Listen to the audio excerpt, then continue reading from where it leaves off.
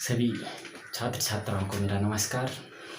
आज हम इस वीडियो में तुलसीदास द्वारा रचित रामचरितमानस के लंका कांड से जो यह प्रसंग लिया गया है, लक्ष्मण मूर्छा और राम का विलाप, इसका अध्ययन करेंगे।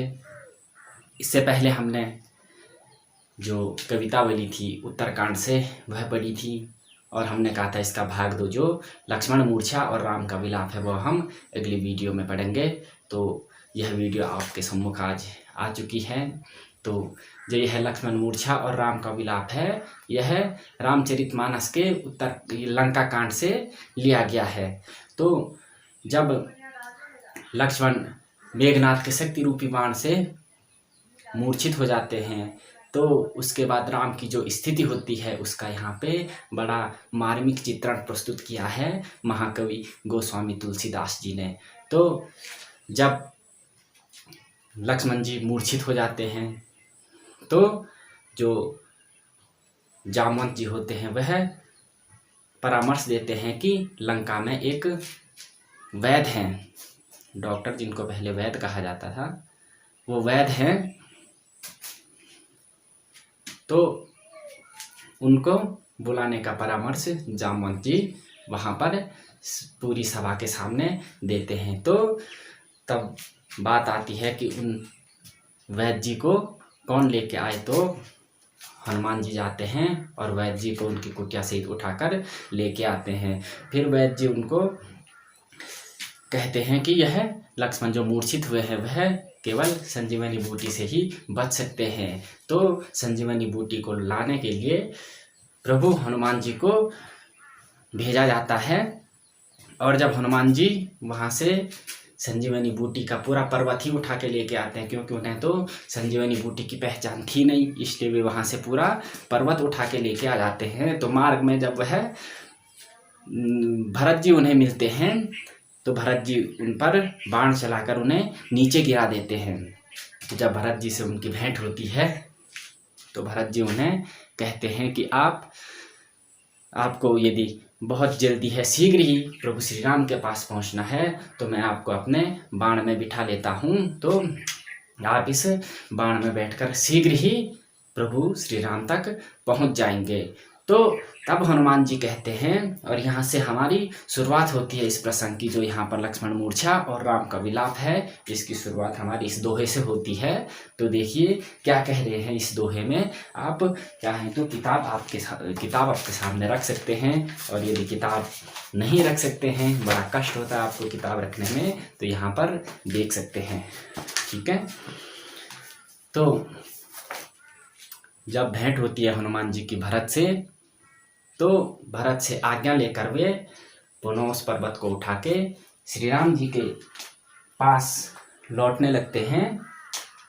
तो कहकर लौटते हैं, देखिए क्या कह रहे हैं।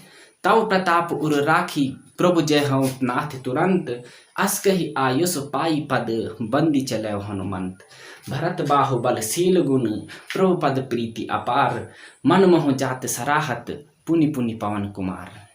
देखिए बड़ा सुंदर चित्रण है कवि तुलसीदास जी ने इस पूरे जो ये दोहा है इसमें किया हुआ है। अब देखिए, तव प्रताप उर राखी प्रभु जय औ नाथ तुरंत, कह रहे हैं हनुमान जी भरत जी से कि हे नाथ, मैं आपके प्रताप को अपने उर पर, अपने हृदय पर रखकर यहाँ से तुरंत चला जाऊंगा।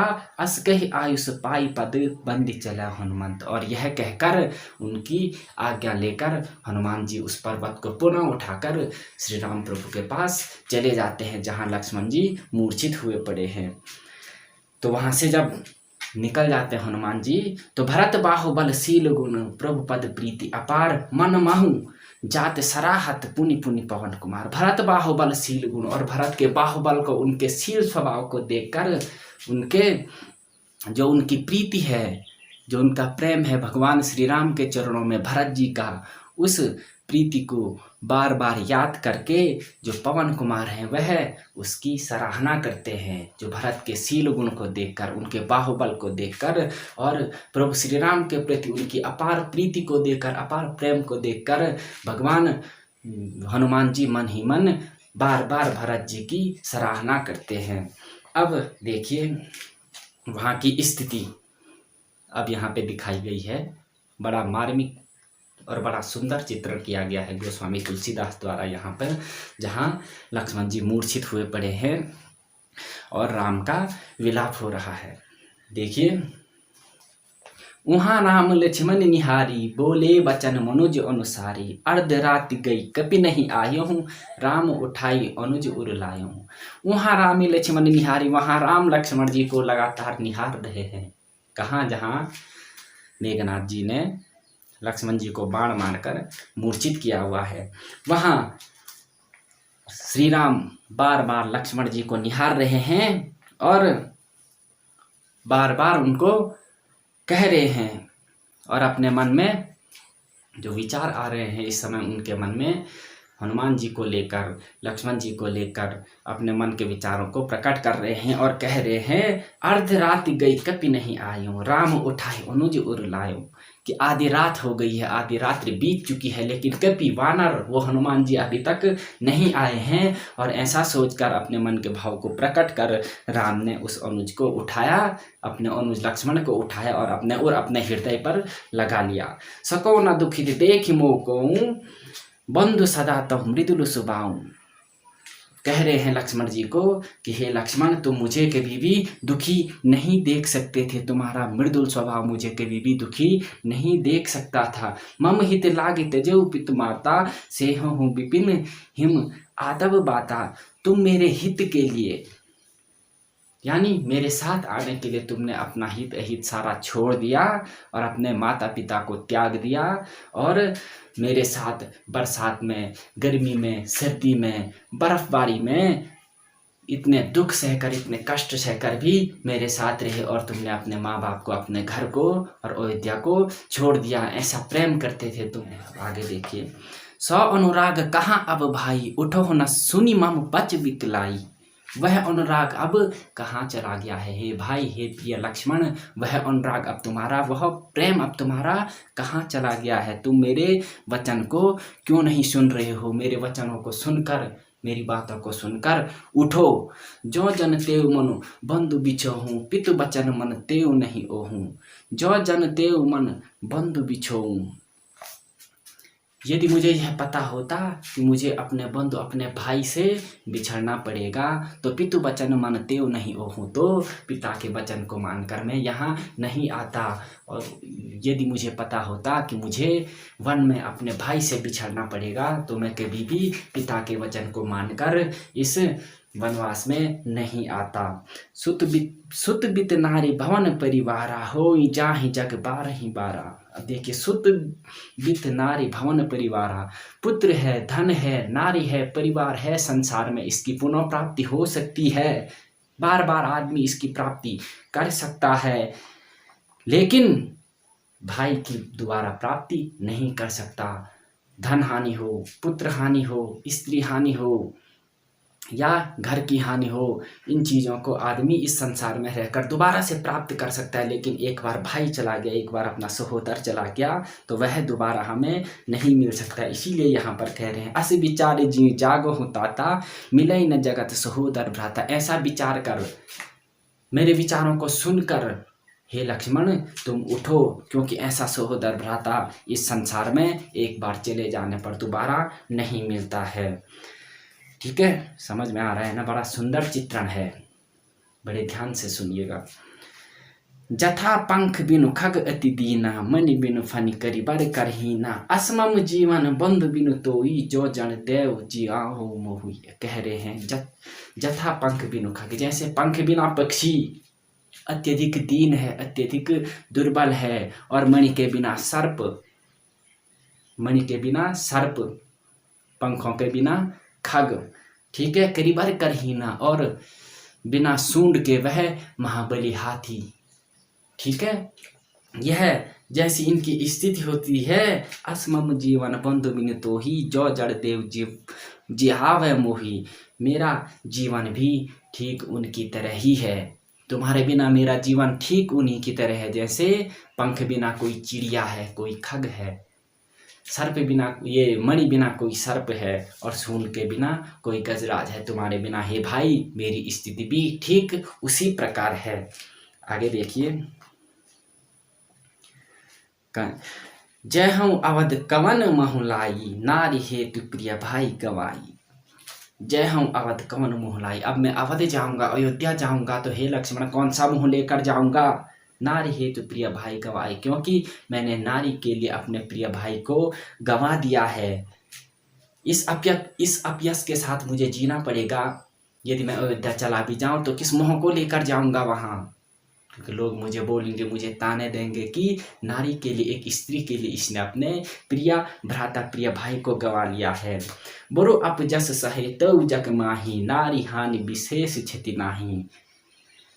यदि नारी के बदले मुझे अपना भाई गंवाना पड़े तो यह मुझे मंजूर नहीं है। मैं इस अपयश के साथ नहीं जीना चाहता, बल्कि मैं अब आगे देखिए, अप लोक शोक सुत तोरा, सिंह निठुर कठोर उर मोरा।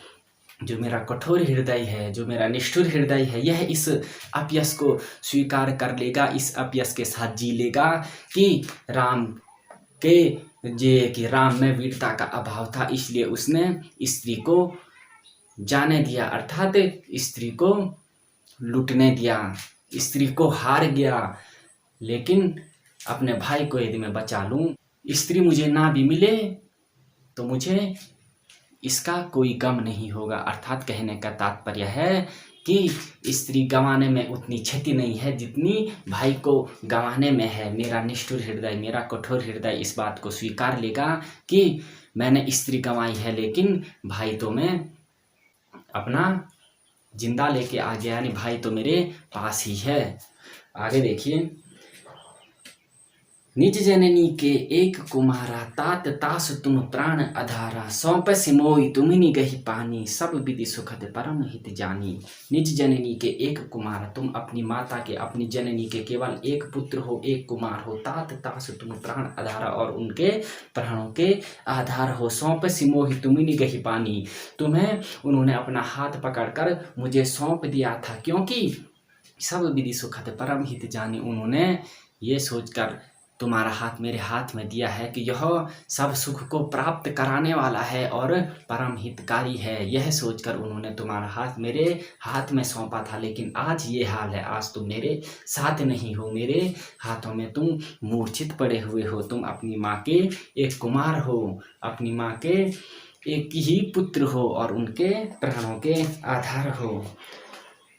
उतर काँव दो हैं, उतर काँव दो हूँ ते जाई, उठ किनी मोहि सिखावो हो बाही। अब मैं वहाँ जाऊँगा तो उनको क्या जवाब दूंगा, क्या मुँह दिखाऊंगा, और उन्हें मैं क्या कहूँगा, उठ किनी मोहि सिखाऊँ भाई। हे भाई, तुम मुझे यह सिखाकर क्यों नहीं जाते, मुझे यह सिखा दो। बहु विधि सोचन सोच विमोचन, स्रवत सलिल राजीव दल्लोचन, उमा एक अखंड रघुराई, नर गति भगत कृपाल ले दिखाई। अब देखिए आगे, बहुविधि सोचत सोच विमोचन। अब यहाँ पर तुलसीदास जी कह रहे हैं कि यह बार बार राम जी विचार कर रहे हैं, अपने मन में सोच रहे हैं, और स्रवत सलिल राजीव दल्लोचन, यह सोच सोच कर उनके जो कमल रूपी जो सुंदर नेत्र हैं, उन नेत्रों से बार बार अश्रु प्रवाहित हो रहे हैं। यह अपने भाई की ऐसी दशा को देखकर भगवान जी की आंखों में दुख के कारण लगातार अश्रुधारा प्रवाहित हो रही है। उमा एक अखंड रघुराई। अब भगवान शंकर कह रहे हैं अपनी पत्नी से कि हे उमा, यह तो उनकी श्री राम की लीला है, वह जानबूझकर ऐसा कर रहे हैं, वरना ऐसा कौन सा आदमी है, ऐसा कौन सा प्राणी है इस संसार में जो भगवान श्री राम हैं, इनके प्रिय भाई को कोई हानि पहुंचा दे, कोई क्षति पहुंचा दे। अर्थात कह रहे हैं कि भगवान राम की यह जानबूझकर रचाई गई लीला है, वो तो क्या है, अखंड हैं, दिव्य हैं और अद्वितीय हैं। उनकी यह लीला जानबूझकर रचाई गई है, वरना ऐसा कौन सा प्राणी है संसार में जो उनके प्रिय भाई को कोई हानि पहुंचा दे, कोई क्षति पहुंचा दे। ठीक है, अब देखिए, प्रभु प्रलाप सुनि कान विकल, भय वानर निकर, आई गयो हनुमान जिमी, करुणामय वीर रस। अब यहाँ पर तुलसीदास जी कह रहे हैं कि प्रभु प्रलाप सुन कान बिकल भय वानर निकर। प्रभु के प्रलाप को सुनकर, राम जी की व्याकुलता को देखकर, उनके करुण क्रंदन को देखकर जो वहाँ पर जो जितने भी वानर लोग थे, जितने भी वानरों का समूह था, भालुओं का समूह था, वह क्या हो गए? अत्यंत व्याकुल हो गए, अत्यंत दुखी हो गए, निराश हो गए और रोने लगे। आई गयो हनुमान जिमी करुणा मैं वीर रस। अब क्या कह रहे हैं कि उसी समय, उसी स्थिति में जब वहाँ ऐसी स्थिति घटित होती रहती है तो उसी क्षण वहाँ पर हनुमान जी का आगमन हो जाता है। और जब हनुमान जी को सभी लोग आते हुए देखते हैं तो सब में एक उत्साह का संचार होने लगता है। जो लक्ष्मण जी हैं उनका जो जीवन है उनके जीवन को बचने के आसार नजर आते हैं। तो तुलसीदास जी यहाँ पर कह रहे हैं कि जो करुण रस था वहाँ पर, वह हनुमान जी के आ जाने पर वह करुण रस वीर रस में बदल चुका है। अर्थात उस करुण रस में हनुमान जी के आगमन पर वीर रस का आगमन हो चुका है। अब आगे देखिए, हरे श्री राम भटेव हनुमाना अति कृतज्ञ प्रभु परम सुजाना। तुरत वैद्य तब कीन्ह उपाय उठी उठी बैठे लक्ष्मण हर्षाई। क्या कह रहे हैं? हरे श्री राम भटेव हनुमाना, राम हनुमान जी को देखकर, उनकी लाई हुई संजीवनी बूटी को देखकर अत्यंत हर्षित हो गए और वह हनुमान जी को उन्होंने गले से लगा लिया और अति कृतज्ञ प्रभु परम सुजाना, और उन हनुमान जी के प्रति अत्यंत कृतज्ञ हो गए। तुरंत वैद्य तब कीन्ह उपाय, और तुरंत जो वैद्य सुषेण थे, सुषेण वैद्य ने तुरंत ही वहाँ पर उस संजीवनी बूटी के द्वारा लक्ष्मण जी का उपचार किया और उठी उठी बैठे लक्ष्मण हर्षाई। और उसके उपचार के बाद लक्ष्मण तुरंत हर्षाकर बैठ गए, हर्षित होकर खड़े उठे और वहाँ पर बैठ गए। हृदय लाओ प्रभु भटेउ भ्राता, हर्षय सकल भालु कपि भ्राता। और जैसे ही हनुमान जी उठे, संजीवनी बूटी ने असर किया और उस संजीवनी बूटी से हनुमान जी ठीक हो गए। तो तुरंत वह उठकर राम जी लक्ष्मण जी के गले से लग गए और इस स्थिति को देखकर, इस नज़ारे को देखकर वहाँ पर जितने भी भालुओं का समूह और वानरों का समूह था वह भी हर्षित हो उठा। कपि पुनि वैद्य तहाँ पहुँचावा, जे ही विधि तबहि ताहि लई आवा। और जब हनुमान जी द्वारा लाई गई संजीवनी बूटी से लक्ष्मण जी का उपचार कर दिया था सुषेण वैद्य ने, तो तब जिस विधि से हनुमान जी उस सुषेण वैद्य को लंका से उठाकर लेके आए थे, उसी विधि से उन्होंने पुनः उन्हें वहाँ पहुँचा दिया। अब यह वृतांत दशानन सुनेऊ, अति विषाद पुनि पुनि सिर धुनेऊ। अब जब यह वृतांत, लक्ष्मण के ठीक होने का वृत्तांत जब रावण ने सुना तो वह अत्यंत गुस्से से, अत्यंत क्रोध से बार बार अपने सिर को पीटने लगा। व्याकुल कुंभकर्ण पही आवा, विविध जतन करी ताई जगावा। अब वह क्या करता है दशानन, वह रावण ये अपने भाई कुंभकर्ण को जगाने जाता है। तो और विविध जतन कर, यानी कई प्रकार के जतन कर, कई प्रकार के परिश्रम कर उसको जगा लेता है। जागा निशिचर देखऊं कैसा, मानो हो काल दे इधर भैंसा। और जब वह निशिचर जागा, जब वह राक्षस कुंभकर्ण जागा, तो वह ऐसा प्रतीत होता है जैसे मानो साक्षात काल ने शरीर धारण कर लिया हो। ठीक है। कुंभकर्ण बुझा को भाई, का है तब मुख रहे सुखाई। फिर कुंभकर्ण जब उठ जाते हैं तो तुरंत उठकर अपने भाई से पूछते हैं कि हे भ्राता, तुम्हारा मुंह क्यों सूखा हुआ है, तुम्हारे 10 के 10 मुंह क्यों सूखे हुए हैं, मुझे बताइए। कथा कहीं सब तेई अभिमानी, जे ही प्रकार सीता हरि आनी। तात कपिन सब निशिचर मारे, महा जोधा संगारे। अब वह वहाँ पूरा वृत्तांत, पूरी कहानी वह रावण अपने भाई कुंभकर्ण को सुनाने लगता है और कहता है कि वह किस प्रकार सीता को हर के लेके आया है और किस प्रकार राम की पूरी वानर सेना ने उस रावण के सभी राक्षसों का सारी सेना का वध कर लिया है। और वह कहता है कि महायोद्धाओं को, उन वानरों के समूह ने उन महान योद्धाओं का संहार किया है। और कह रहा है कि दुर्मुख सुररूपी मनुज आहारी, जो दुर्मुख था, देवताओं का शत्रु था, मानवों का भक्षक था, उस दुर्मुख को मार डाला है।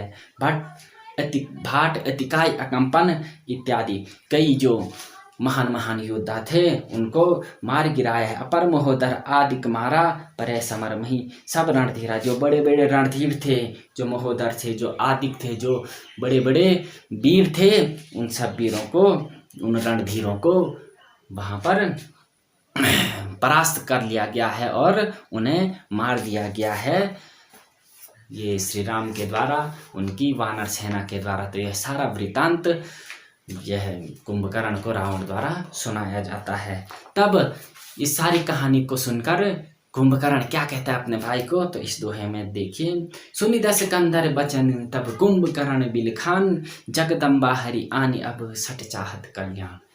क्या कह रहा है दशानन से कुंभकर्ण? जब वह सारी कथा सुन लेता है रावण से, तब बिलक बिलक कर रोते हुए कहता है कि हे भाई, तुमने साक्षात जगदम्बा, साक्षात जननी को तुम हर लेके आए हो और अपना अब कल्याण चाहते हो। नहीं, अब तुम्हारा कल्याण संभव नहीं है, अब तुम्हारा हित कभी नहीं हो सकता।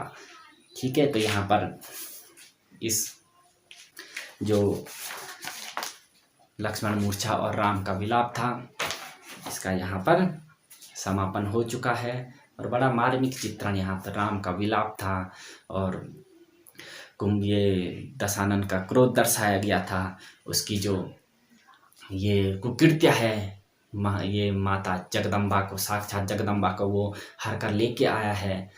और इसका वृत्तांत जब कुंभकर्ण को सुनाता है तो कुंभकर्ण भी उसे गलत ठहराता है और कहता है तुमने साक्षात जगदम्बा को, देवी को तुम हर के लेके आए हो, अतः अब तुम्हारा कल्याण कभी नहीं हो सकता।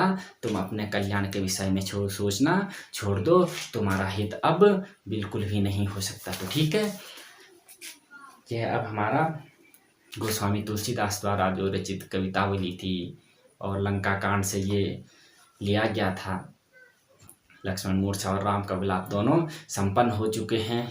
अब हम साथ साथ आपको प्रश्नोत्तर भी प्रेषित कर लेंगे और आप बड़े ध्यान से इसका अर्थ समझिएगा, प्रश्नोत्तर कर लीजिएगा और हमें भी जांच हेतु प्रेषित कर लीजिएगा। ठीक है, तो मिलते हैं अगली वीडियो में नए पाठ में। तब तक के लिए स्वस्थ रहिए, मस्त रहिए और पढ़ाई को अपना पूरा समय दीजिए। धन्यवाद।